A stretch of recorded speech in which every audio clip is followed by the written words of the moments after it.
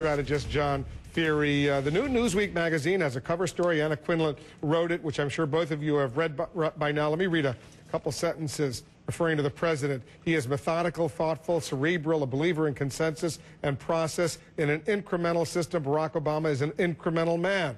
This makes attacks on him as a radical or a socialist preposterous, not to mention ridiculously retro. Having said all of that, there is some concern from his left base that he's simply way too cautious.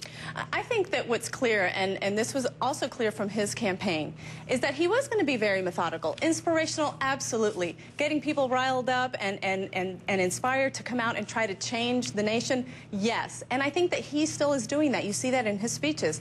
When you talk about incrementalism, it doesn't mean that you're not getting anything done. Look at what he's done. The Lilly Ledbetter equal pay for equal work, the Children's Health Insurance Program, which he signed, and even the American Recovery Act. But there is a frustration level out there on the left that he's not being, I guess, assertive enough, especially when it comes to health care reform. They would like him to get tougher. Well, I think he's been mugged by reality. I mean, the fact of the matter is he thought he was going to close Guantanamo, and then he couldn't. I think he's still trying to do that. He said we were going to get out of Iraq, and really can't. And with the public option, he said we were going to get really national health care. And you know what? It's really hard because the people in the Senate don't want the public option. So I think that he's actually being mugged by reality. Now, I don't think that means he's not radical. I think he's trying to govern as a radical. And the premise of the article was that he governed as a radical and then was elected as a campaign as a radical. And now he's governed as a moderate, which I think he campaigned.